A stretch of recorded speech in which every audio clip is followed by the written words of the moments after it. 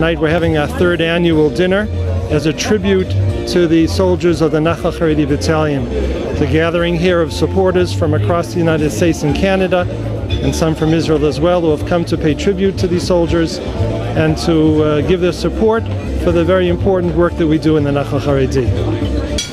We've gathered this evening to applaud and to support the work of the Nachal Charedi. As there are so many Jewish organizations, sometimes you ask yourself, is there a need for this specific organization? So let's very quickly, briefly analyze the ugly reality. In the yeshiva Charedi world, military service is shunned. Whether or not the youth is interested or capable of intensive Torah learning. Furthermore, yeshiva students who don't leave the world of yeshiva are denied matriculation, which means basically they are ineligible for higher education. Certainly without army service, their employment limitations are very severe. This reinforces the intergenerational problems of poverty in the Charedi community, which is borne by the entire breadth of Israeli society. Against this backdrop, you would imagine it would be only natural for Charedi youth to enlist in the army. Alas, that is not the case.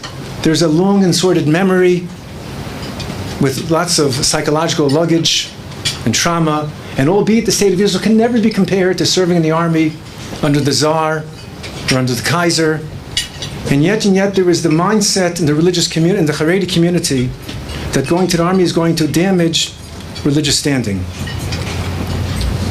The army that Ben-Gurion envisioned that would accommodate all the citizens of Israel, the Charedi community cannot come to terms with. Hence, in 1999, and the idea was envisioned to create within the very confines of the army an environment which is conducive and supportive of Charedi youth that will enable them to fulfill their national duty without jeopardizing their religious observance. I think this part is pretty well known.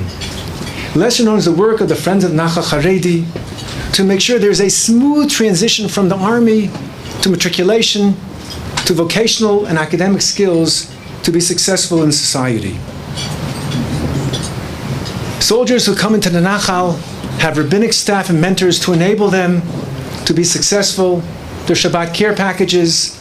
For the lone soldiers without family or estranged from family, they're well looked after by the Nachal. And that same effort is also placed in soldiers, thanks to the Friends of Nachal Charedi, after they finish their army stint. There's academic training, there's matriculation, and there's vocational training as well. The result is in maturing the preparation of a young man for life's challenges, and not on the altar of religious observance. In the process, coexistence has been fostered, narrowing the divide between the secular and the Charedi world. Nachal Charedi is the quiet revolution.